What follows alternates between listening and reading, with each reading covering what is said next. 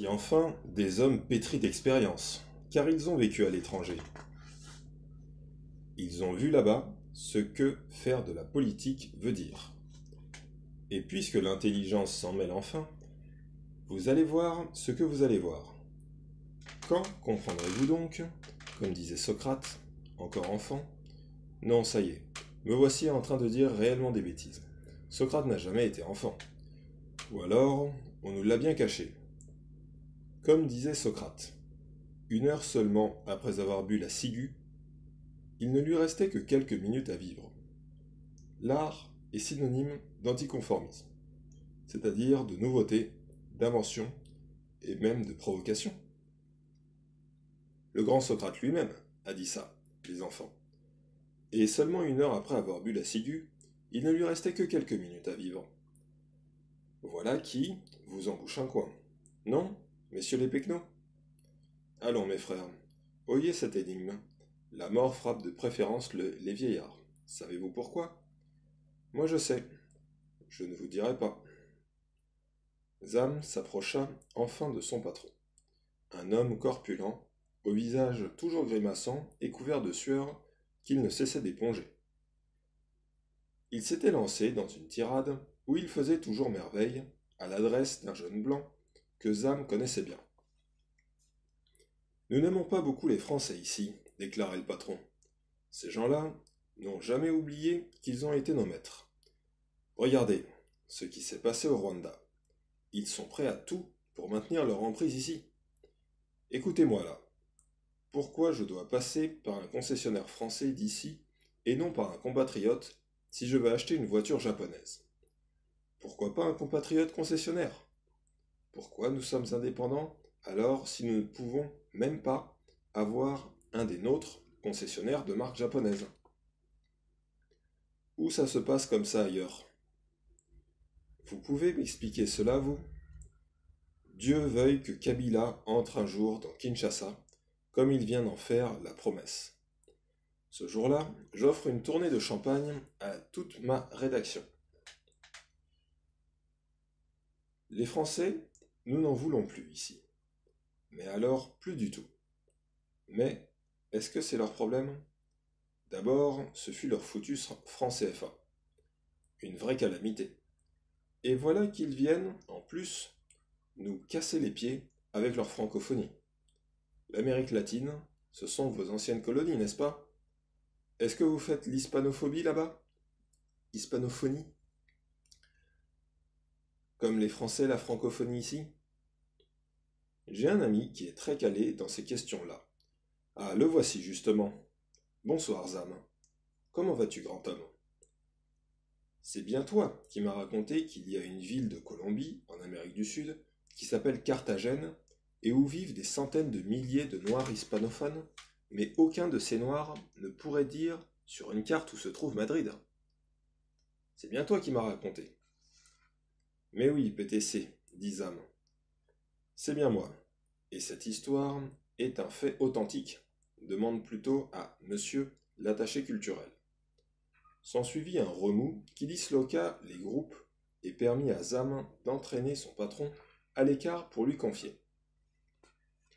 Écoute, c'est peut-être un canular, mais il y a un type qui vient de me dire qu'il y a un cadavre dans mon appartement. Je ne connais pas ce gars. Je ne l'avais jamais vu. Il s'est d'ailleurs aussitôt éclipsé, avalé par la foule. Il m'a dit, n'y allez qu'entouré de vos amis. Non, mais ça signifie quoi? Demanda PTC.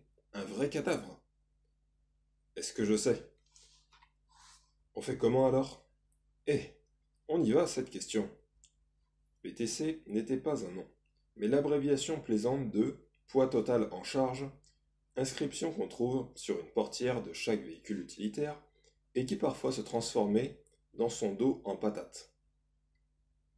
Cette appellation burlesque, digne d'une cour de récréation, et due à son excessif embonpoint, qu'on eût nommé obésité sous d'autres cieux, ne lui plaisait pas outre mesure, comme on peut imaginer, mais elle avait pris racine, et rien ne pouvait plus l'extirper de la vie quotidienne de ses subordonnés. PTC s'appelait en réalité Lazare Souhop, et personne ne semblait plus s'en souvenir, à part lui-même. Ils furent une dizaine de camarades du journal, rapidement ameutés, à s'entasser dans 2 limousines brinque-ballantes. Il me faut récupérer ma bonne femme, moi, s'écria Zam. Où est passée Bébête? Ma femme, Élisabeth. On se mit en quête de Bébête, qu'on retrouva au pied du pitre en extase. Quel est le pire cauchemar? Proclamait celui-ci. Choisissez, mes frères. Vous êtes Zaïrois à l'époque triomphante de Mobutu Sese Seko? Que Dieu bénisse Kabila. Vous êtes séropositif, comme tous les Zaïrois? Qui ne le sait? Vous avez embarqué à Kisangani, dans un appareil de ligne japonais? Votre avion vient de faire un crash dans une forêt de pins de Sibérie? Vous êtes le seul rescapé, mais vous ne savez pas un mot de la langue des indigènes appelée Urokur. Oui, Urokur. La neige tombe en abondance. Ou encore, vous avez chassé toute la nuit dans nos forêts, vous êtes fatigué, vous vous asseyez au pied d'un arbre, vous vous endormez. Au réveil, 2 mambas sont en train de s'accoupler sur vos genoux. Un toubab francophone qui passait par là lui cria. C'est trop long, ton truc, camarade. Les plus courtes sont les meilleures. Tiens, je vais t'en dire une qui n'est pas de moi. Le comble de l'hôtesse de l'air, tu connais? C'est de se mettre à poil pour faire lever la queue de son avion. Et le comble du jardinier? Nom d'un pétard, chuchota à l'oreille de Bébête, qu'il entraîna sans ménagement. Qu'est-ce que tu fous là? Tu ne vois pas que ce sont des boniments d'un malade mental? Et si ça me plaît à moi? Répliqua Bébête. Dis donc, fit Zam, est-ce que ça te plairait pas d'aller te faire foutre? Dans la voiture, où étaient montés Zam, Bébête et PTC, toujours à la pointe du combat, et qu'il conduisait d'ailleurs non sans imprécision, on n'entendait que lui. Un cadavre dans l'appartement d'un journaliste, et quel journaliste? Le plus militant, le plus redouté des gens en place. Les escadrons de la mort ont encore frappé, pardi, déclarait-il péremptoirement. Après l'évêque, après les 2 religieuses. PTC, tu ne crois pas que tu vas un peu vite en besogne? Lui demanda Zamakwe, blessé dans sa modestie, qui confinait à la conviction intime d'être un raté. Tu ne crois pas que tu confonds tout? Une autre confusion naquit dans cette réplique, parce qu'elle fut suivie de 2 interventions n'ayant rien de commun l'une avec l'autre. En effet, admodestant à son accoutumée un jeune homme qui traversait trop nonchalamment la chaussée, suivant la tradition des piétons de cette ville, Bébête lui cria. Tu te crois dans la cour de ton père? Na wana, s'écria aussitôt le gros PTC, qui, sous l'effet de la colère, se mettait à parler français à la manière africaine. Comment tu peux dire même une chose pareille, toi aussi? Ouais, je confonds quoi? Qui fait toutes ces saloperies ici? Ce n'est pas le gouvernement? Qui tue les gens ici? Ce n'est pas le gouvernement?